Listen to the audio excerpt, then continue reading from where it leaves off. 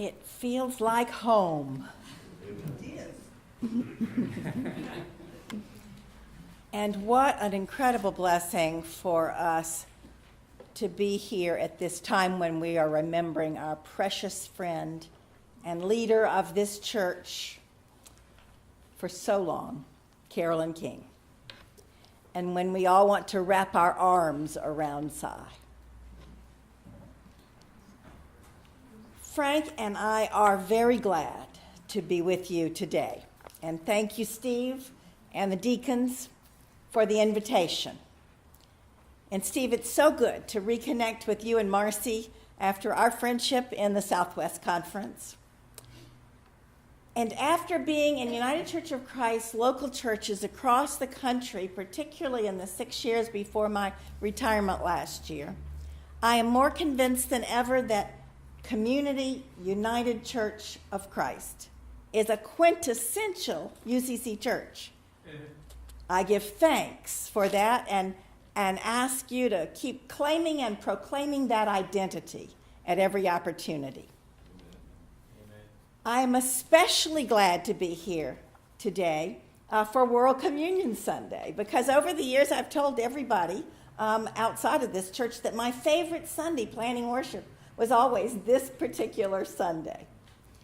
In 2006, I said that to the search committee, which selected me as their candidate for executive minister in the national setting of the church, for wider church ministries and for our common global ministries. I've always had a passion for the world, this world which God so loves. And so has this church.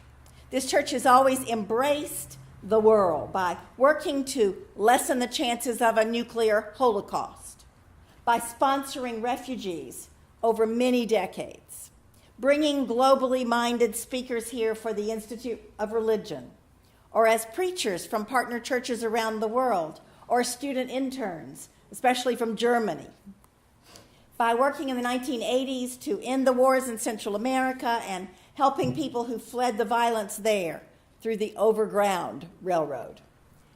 As we gather around the table today, with Christians all around the world, people of all shapes and sizes and languages and races, World Communion Sunday is a day to repeat a quote that Dave Barber shared with you 2 weeks ago from a 50-year-old book. I can't believe it. Bishop John Robinson in England was writing 50 years ago. It seems to me not very long ago at all, but he wrote, "We cannot share bread here and then acquiesce in a world food distribution system that brings plenty to some, but malnutrition and starvation to millions more."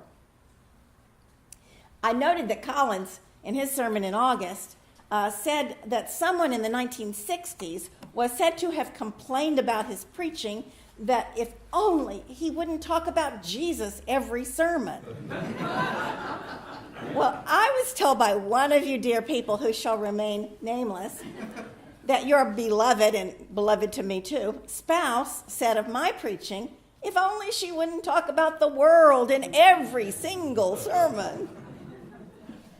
I remember that fondly.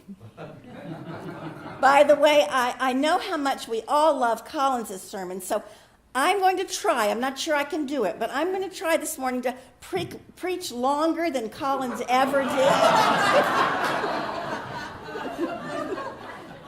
We'll bring lunch to you.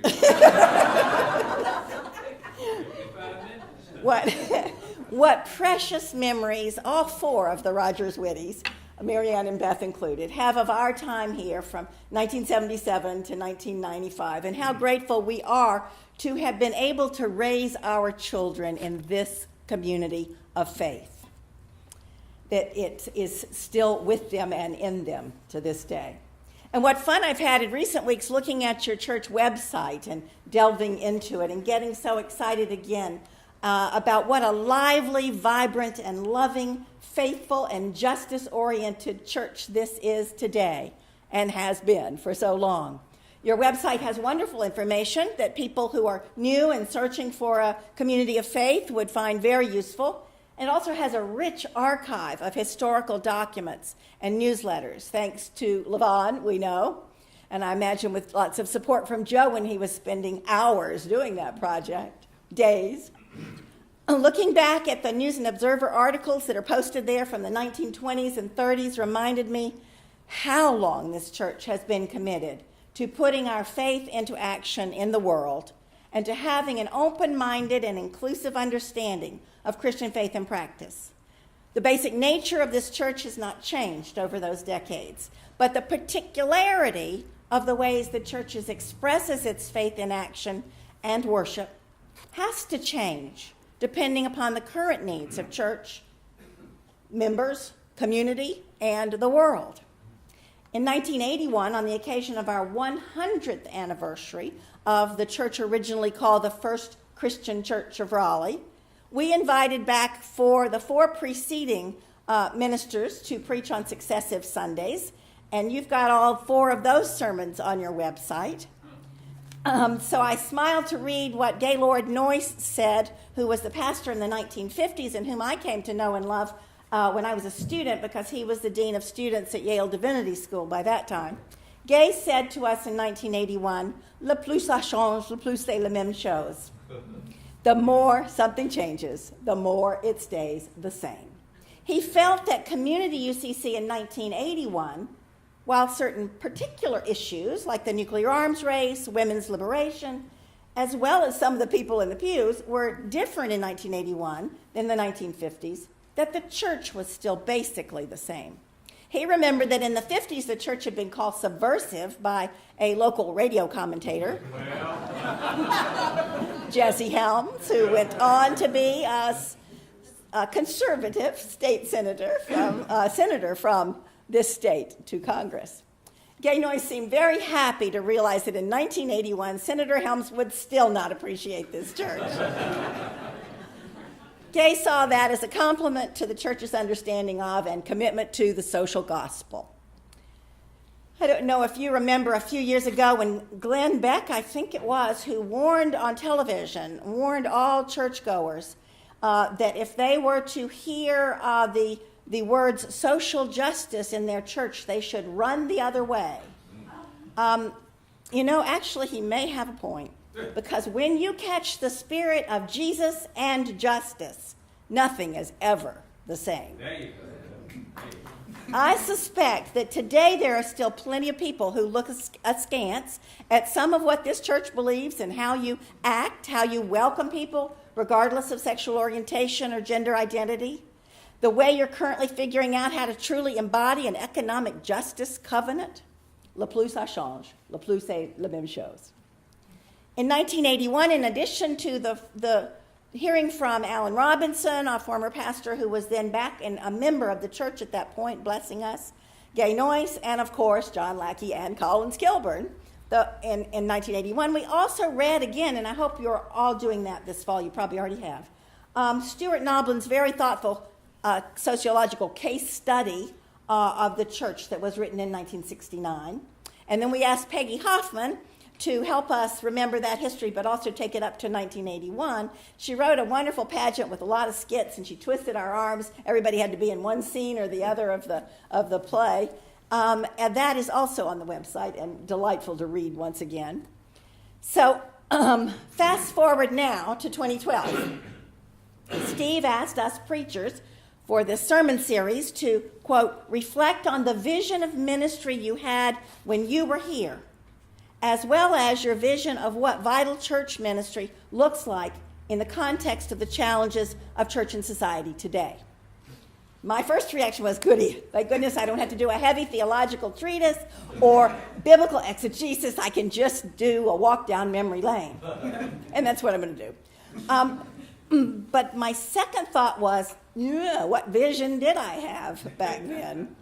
Because I remember Everett Nolan frequently telling me that he really wanted to work hard to support my vision for the future of Community UCC.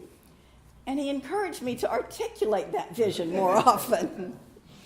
I appreciated incredibly much his support, but I don't think I ever told him how very nervous I was when he said that, because I didn't know what my vision was. I've always been a person, and many of you know, who sees all the details on each leaf, but doesn't see the forest quite as well. I think I always replied to Everett, oh, it shouldn't be my vision, it should be our vision. And I may have been trying to cover up for my lack of confidence in my ability to articulate a vision, but I do believe that's a theologically sound reason. And I'm awfully glad that you all are coming together to hammer out the vision for this church in the coming years, which you will be doing later this month. We tried to do that same thing back then on several occasions. Shortly after I arrived in 1977, we had a church retreat where we spent a lot of time hearing stories and faith affirmations from the past. We explored what was important to us from this church. And also, at some point, and I think it was on this retreat, but I'm assuming there are lots of fact checkers here and that we'll get lots of things straight after I finish today, because memory is, But I think it was at that retreat that we articulated the motto, which then was deepening personal faith and working for social justice. And in the later 1980s, we updated it to nurturing spiritual growth and working for social justice. The twofold commitment, on the one hand, to be active in the world, trying to create a society that Jesus would recognize at least a tiny glimpse of the reign of God on earth in terms of peace and justice. And on the other hand, to be a community whose members intentionally sought to find ways to deepen their faith, to grow spiritually, to be closer to God and to one another, to deeply care about each other. That twofold commitment has always been a hallmark of this church. So today's sermon title is a shorthand way of saying it: picket and pray.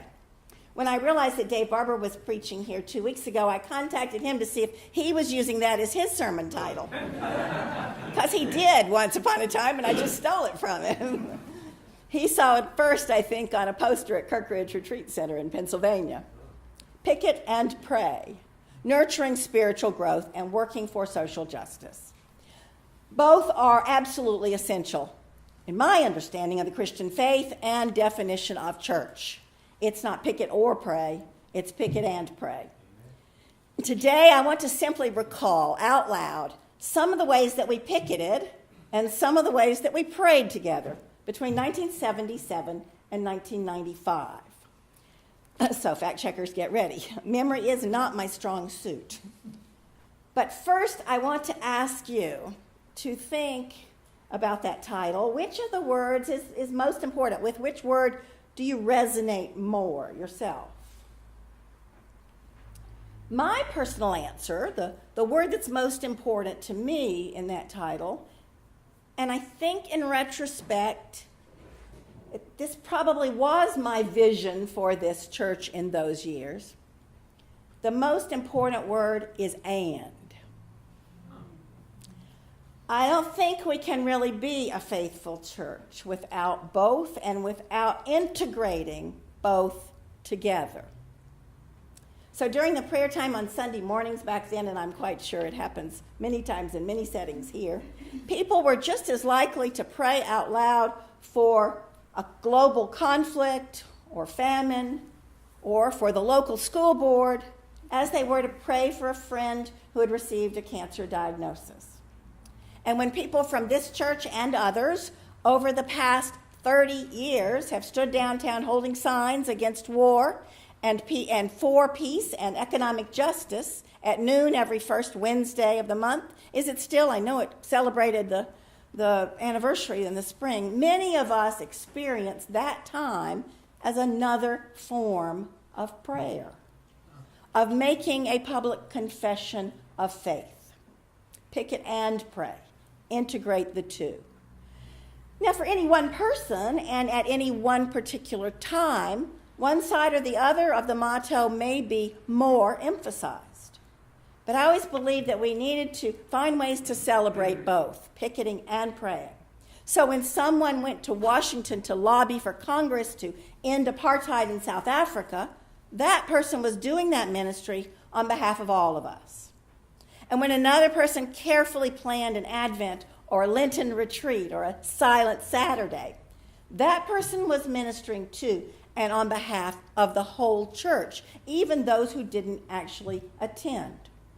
Some of us felt, and some still feel, more called to spend our time and talent and energy in one direction or the other. Of course, the gifts are different. But it's important that we all value the ministries of others and say thank you to those who are doing the important work that we might never feel called to do or be able to do. So knowing that I believe that "and" is the most important word, let me still remember some of our activities and reflections during those 18 years when I was privileged to be part of this church, and place them under one of the categories: picket, pray, and. The prophet Micah said it slightly differently. What does God require of us but to do justice, love kindness, and walk humbly with our God? And in what I call the most UCC of all the Gospels, Luke, we are told that Jesus experienced the claim of the Spirit to guide him and others to justice and healing and teaching ministries. I also just had to choose the story of the Good Samaritan to read today because, partly because I remembered with a smile the time when I retold that parable in modern terms. I don't know if you remember, but picturing someone like you or like me lying on the side of the road. I think it was Highway 54, which was just 2-lane back then, but lying on the side of the road, and all of these people that we respected and would have expected to help just kept going by without helping us. Imagine our surprise when the person who stopped to help us was Jesse Helms. We would have been as surprised at his help to us as the listeners were in Jesus' day to learn that respected Jewish leaders didn't stop to help, but that a despised Samaritan, the other, was the one who shared God's love. So memories from our ministry together during those 18 years, from 77 to 95. We would definitely remember the Raleigh Peace Initiative under the category of picketing, loosely defined. We know that Dick Hatch dreamed it up when he found out there really was a provision in the Raleigh Code for citizen-initiated agendas and referendums we didn't know about before that. He got so many of us involved, standing at polling places and grocery stores, that finally we got so many signatures on the petitions that the Raleigh City Council passed a resolution requiring city officials year after year to send a letter to the President of the United States, and at that time the head of the Soviet Union, asking them to dramatically reduce the number of nuclear weapons each country was stockpiling. I would definitely call that a picketing memory. But to our surprise, it also turned out to be one of our best evangelism tools in those days, as we got lots of new members after that. Another memory, wearing green and white downtown. Green for go, since the opponents wore red to say stop the Equal Rights Amendment. Lots of rallies demonstrating for the importance of treating women as equals to men. We lost that legislative vote in North Carolina and in the country, failing to ratify the amendment to the U.S. Constitution. But it is very hard to imagine women's equality being denied today. Well, at least it was hard for me until some of the shenanigans of recent politicians and bishops.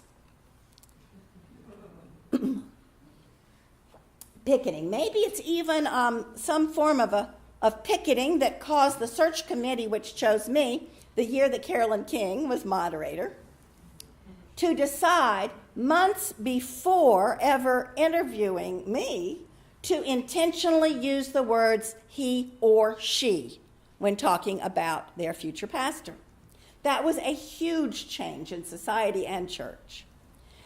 And soon after I got here, Ann Pope and Carolyn and I went to the first national UCC women's meeting And we came back fired up to be sure that inclusive language became a lived commitment to justice and love in those years in this church, even when some of our efforts to avoid exclusive language made for rather tortured sentences. I was going to say in the beginning, maybe they still do, but they're worth trying. And we also brought back the blessing song we sing to the children now, every Sunday still, that we learn there, and that my daughter, Marianne, sings to her little Lee at night.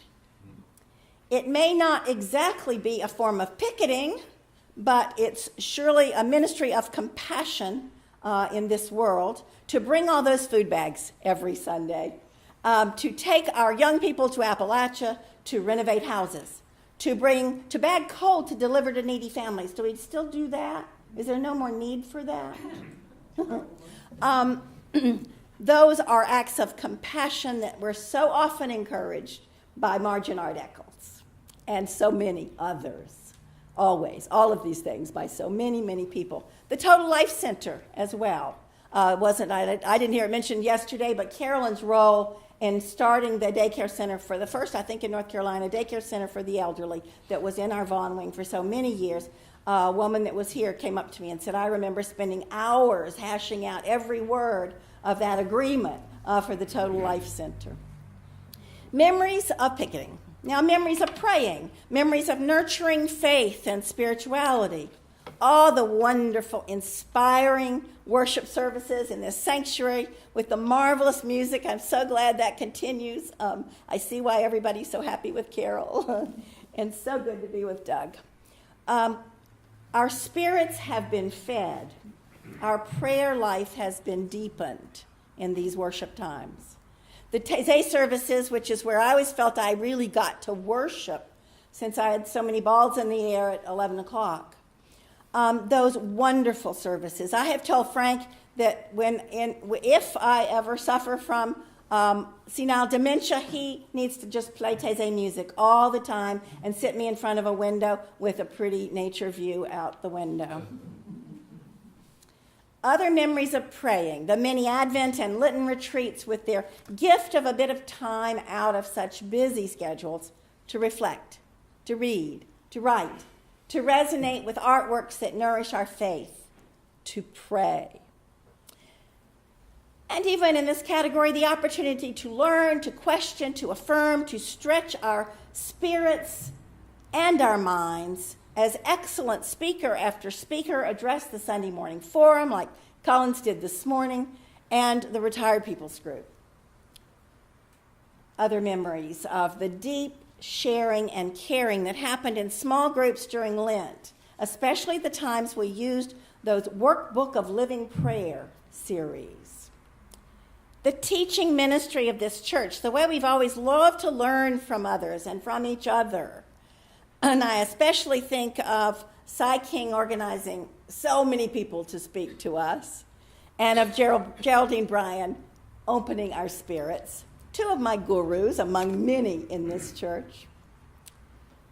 Yes, in our Sunday school classrooms, teaching and learning, youth groups, forums, discussions, and also in mentoring young adults. Even young adults into ministry, into UCC or Christian ministry. We had Duke student interns for several years. We nurtured, when they came, we always wished there were more, but we didn't figure out how to have more, NCSU students who came and worshiped with us. And two of those persons, Allison Smith and Brian Hardy, are today gifted local church pastors and very good leaders for the United Church of Christ. And then our own Maggie Stoddard and others, it's just going on and on. People in this church take time to be friends, guides, companions on those journeys. One thing that I missed the most in the last 17 years of being a National Conference Church staff person has been the blessed experiences of baptisms. Love baptisms in this sanctuary. And also the wonderful creativity of the young people as they've grown from those little ones in confirmation classes and youth groups. And then memories of how we lived out the word and. Joining with others is one of my memories, and I've said it here before. in the middle of the night to hold a candle in a glass jar so that it wouldn't get blown out by the wind near Central Prison in the hours leading up to the scheduled execution. In a way, that is picketing, protesting against the state-sponsored killing of a human being. It's also prayer. It is conversation with and contemplation of God and God's ways and how God regards our human ways. I remember that standing in that vigil outside the prison at night felt so much like the time I sat at my mother's bedside in the hospital as she died. It's a sacred moment because the person is dear to God. And of course, the person's victims and family members of both are dear to God. God must be weeping with us. Memory of and. Getting up from our chairs to circle around a member of the wonderful Monday lunch group or Lenten group with our hands on somebody's shoulder or head and touching, praying, giving thanks to God for loving that dear person, one who perhaps had just received troubling news, or equally possible, one who was going out to work for justice in a particularly difficult way, or going out into the unknown. Holding people in prayer, thanking God for them and for their ministry helps us all to live out the and from the slogan, picket and pray. It helps us value the wholeness of our faith.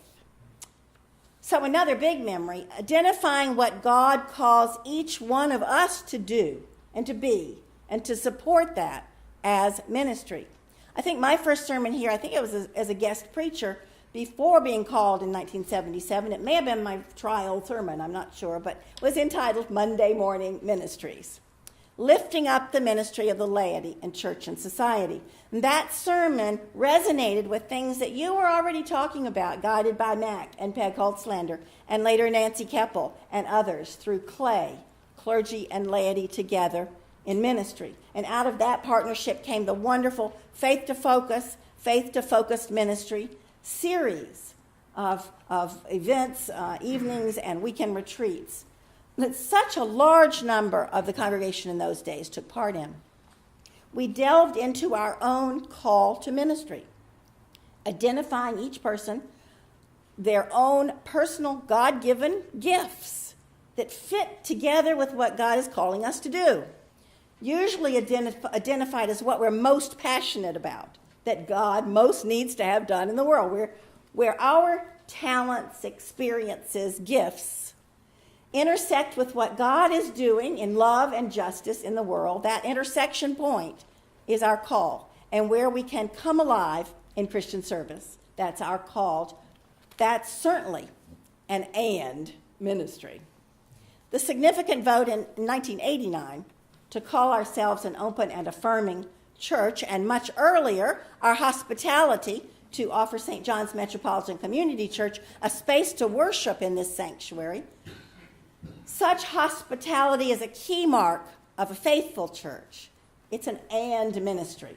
Social change, yes, and a ministry of welcome, inclusion, and sometimes of healing and prayer. The hosting of the Congolese in our sanctuary and to partner with us. That surprising gift from God to us, certainly wouldn't have been in any goal plan that we had set. We didn't know about it before it came to us as a ministry, has stretched and enriched all our lives over these years. Your current work to come up with an economic justice covenant is a good example of this, I think, and type of work. Now, at first glance, it may seem more in the realm of picketing than praying, but when or if you together and you individually really undertake the hard work of examining your lifestyles and the stewardship of creation and really strive to make significant changes, you will realize the importance of prayer in that endeavor. There's no way to keep a commitment to live more simply so others may simply live, which I first saw in the Holtzlander's bumper. No way to keep that commitment without God's magnificent help. Well, it's beyond time to stop.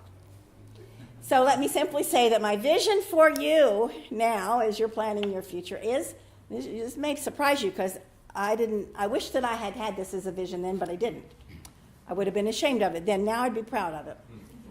My vision for you is to grow dramatically in numbers in the coming years. Make it your goal or one of your goals, because this city, this nation, this world needs lots and lots of people who have been nurtured in a church. People who will picket and pray for God's love and God's justice. So grow intentionally. Advertise. Get the church in the newspaper. Host an exciting speaker at Broughton Auditorium again. Use the still speaking ads in the radio stations here. Invite your next door neighbors or people at work to join you for worship. How could it be that we were always so embarrassed to talk about our faith to other people? Invite. They could say no. Prayerfully ask God to bring more people into this church and stop being such a well-kept secret as we have been for a long time. Grow the church for God's sake, and for the sake of this world, and for the sake of this city, which God so loves. Finally, in looking at the church archives and reading the other people's sermons, I'm not sure where I came across this quote from Martin Luther King, from his speech at Riverside Church in New York. It may have been Collins or it may have been Dave's. It's a good one to end with. On the one hand, we are called to play the role of the Good Samaritan on life's roadside. But that is only an initial act. One day we must come to see that the whole Jericho road has to be transformed so that men and women will not be constantly beaten and robbed as they make their journey on life's highway. True compassion is more than flinging a coin to a beggar. True compassion comes to see that an edifice which produces beggars needs restructuring. So as you formulate your vision for the next few years at Community United Church of Christ, I pray that you figure out what edifices need restructuring today, and then prayerfully ask God to guide you and a whole bunch of newcomers to be about God's will and God's good work here in Raleigh, with always in prayer. Amen.